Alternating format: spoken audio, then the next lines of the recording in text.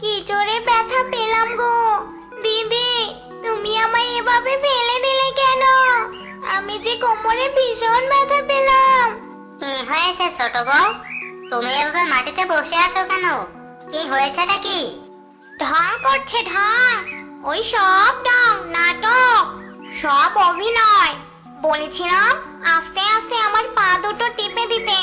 গায়ের সব শক্তি দিয়ে আমার পা টিপে দিচ্ছিল। দিয়েছি এক লাথি। এখন দেখ কেমন লাগে।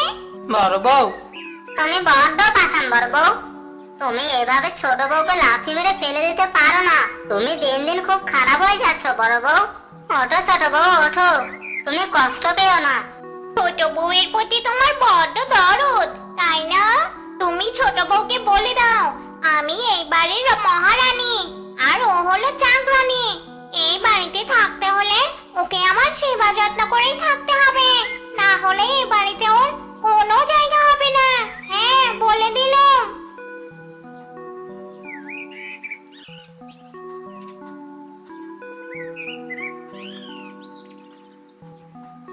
আমি সবই বুঝি ছোট বউ। বড় বউ তোমার উপর অতিরিক্ত অত্যাচার করে। আমি সবই জানি, কষ্ট পেও না বউ।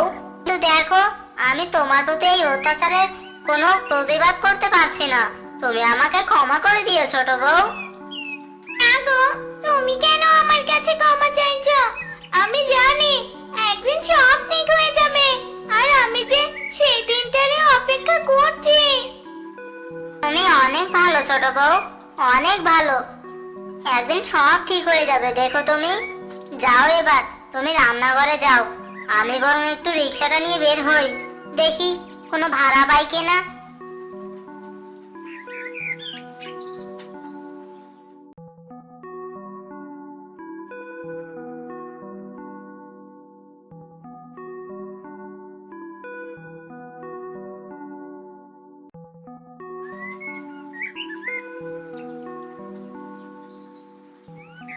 চলে আমার রিক্সা হাওয়ায় উইড়া উইড়া। যাত্রী উঠলেই সব যাবে আমার রিক্সা থেকে পয়রা পয়রা। হায় হায়, রাস্তায় দেখছি কোনো প্যাসেঞ্জার নেই। এখন আমি কাকে নিয়ে রিক্সা চালাবো? ঘরে যে আবার আমার দুই বউ রয়েছে, এদেরকে তো আবার খেতে দিতে হবে, না হলে যে বড় বউয়ের হাত থেকে কেউ রেহাই পাবে না। বাবা রে বাবা, এ তো বউ নয়, এ তো একটা দাজ্জাল। না জানি এর মা কেমন ছিল। বুঝতেই পারছি না আমি, যেমন মা তেমনি তার মেয়ে। অবশ্যই এর মাটাই এমন ছিল। যা গিয়ে পথে ঘাটে রিক্সা নিয়ে বের হয়ে এসব ভেবে আর লাভ নেই। যাই তাড়াতাড়ি করে প্যাসেঞ্জার খুঁজি। আমাকে যে প্যাসেঞ্জার খুঁজতেই হবে, না হলে যে আজকে কপালে দুঃখ আছে আমার, সাথে আমার ছোট বউয়েরও।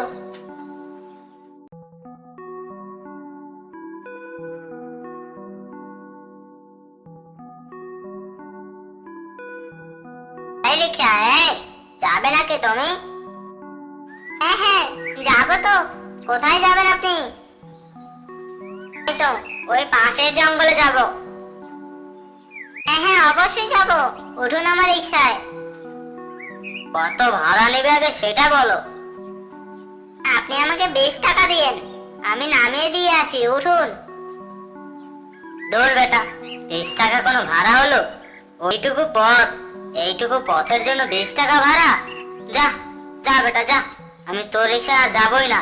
সর আমার চোখের সামনে থেকে সর। আনোয়ার ভাই, তুমি এমন রাগ করছো কেন? ওঠো, আমি তোমাকে নামিয়ে দিয়ে আসছি। তোকে যেতে বলেছি না, তুই যা এখান থেকে। আমি তোর রিক্সায় যাব না।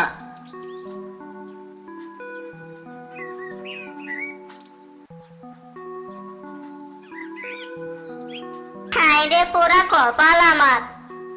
এক দুপুর গড়িয়ে গেল, কোনো প্যাসেঞ্জার পেলাম না। এখন যা একটা প্যাসেঞ্জার পেলাম, সে তো তবু আমার রিক্সায় উঠলো না।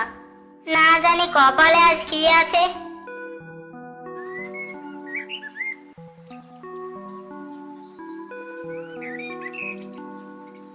নাও দিদি, আজকে তোমার পছন্দের খাবার রান্না করেছি, খেয়ে নাও।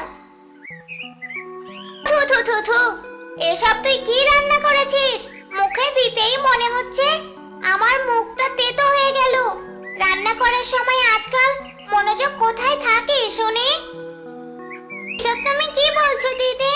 আমি তো মন দিয়েই রান্না করেছি। তুমি আরেকটু খেয়ে দেখো, নিশ্চয়ই ভালো লাগবে।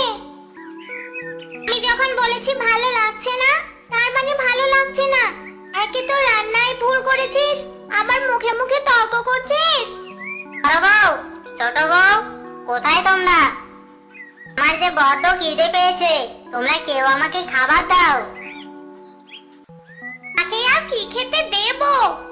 এই সতীনের বাচ্চা সতীন আমার সাথে শত্রুতা করে, হিংসে করে এমন রান্না করেছে যে মুখেই দেওয়া যাচ্ছে না। এসব তুমি কি বলছো দিদি? আমি কেন তোমার সাথে হিংসে করব? আমি তো মনোযোগ দিয়ে রান্না করেছি। আমি তো চাই আমার রান্না যেন সব সময় তোমার আর আমার স্বামীর ভালো লাগে। সত্যি বলছি, আমি কোনো হিংসা করে রান্না করিনি। আমি সবকিছুই ভালোভাবে দিয়েছি। এখন যদি রান্না খারাপ হয়ে থাকে তাহলে আমার কি করার? সতীনের বাচ্চা সতীন, তুই আবার আমার মুখে মুখে তর্ক করছিস। ইদানিং তুই আমার মুখে মুখে খুব তর্ক করিস। তোর আর এই বাড়িতে জায়গা হবে না। এক্ষুনি বেরিয়ে যা এই বাড়ি থেকে। যা বলছি, এক্ষুনি যাবি নাকি আমি তোকে ঝাড়ু দিয়ে পিটিয়ে বাড়ি থেকে বের করে দিব? বের হ আমার বাড়ি থেকে। থামবি তোরা? একদম চুপ, কেউ আর কোনো কথা বলবে না। বড় বউ, একদম চুপ করো। ছোট বউ, তুমি আমার জন্য খাবার নিয়ে এসো তো, আমি খাবার খেয়ে দেখি কেমন হয়েছে। না, খাবার তো অনেক সুন্দর হয়েছে। বড় বউ, তুমি ইচ্ছে করে ওর সাথে এমন করছো তাই না? আমি তো দেখলাম খেয়ে, খাবার তো অনেক সুন্দর হয়েছে, কোনো কিছুরই কমতি নেই। তাহলে কেন তুমি ওর সাথে এমন করলে? ছি ছি ছি ছি, বড় বউ, তুমি এইরকম স্বভাবের? আমি আগে জানতাম না। তুমি যদি এরকম স্বভাবের, এটা যদি আগে বুঝতে পেতাম, আমি কখনোই তোমাকে বিয়ে করতাম না, আর কখনোই আমার বাড়িতে তোমাকে সংসার করার জন্য নিয়ে আসতাম না। ছোট বউ গরিব বলে, গরিব ঘরের মেয়ে বলে ওকে তুমি যা তা ব্যবহার করছো। না বড় বউ, আমি এটা তোমার কাছে আশা করিনি। এতদিনে অনেক দেখেছি তোমার অত্যাচার, কখনো মুখ ফুটে কিচ্ছু বলিনি। কিন্তু আর না, আমার পক্ষে আর এসব সহ্য করা সম্ভব হচ্ছে না। আমি আমার ছোট বউকে নিয়ে চলে গেলাম। তুমি তোমার মতো এখানে থাকো।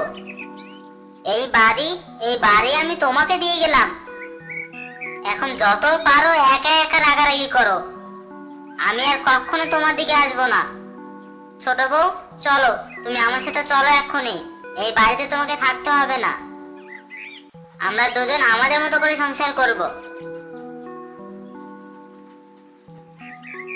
না গো, তুমি এভাবে বলো না। তুমি চলে যেও না গো। আমার ভুল হয়ে গেছে। আমি আর কখনো ছোটর সাথে এমন করব না। আমি তো তোমার ভাগ কাউকে দিতে চাইনি, তাই আমি ছোটকে সহ্য করতে পারতাম না। কিন্তু আমি তোমায় কথা দিলাম, আজ থেকে ছোটকে আমি আমার নিজের বোনের মতো দেখব। তুই আমায় ক্ষমা করে দিস ছোট। না না দিদি, তুমি বড় হয়ে আমার কাছে ক্ষমা চেও না। তুমি যে তোমার ভুলটা বুঝতে পেরেছো, এটাই আমার কাছে অনেক। আজ থেকে আমরা দুইজন বোনের মতো থাকবো। যা, অবশেষে বড় বউ তুমি তোমার ভুলটা বুঝতে পারলে।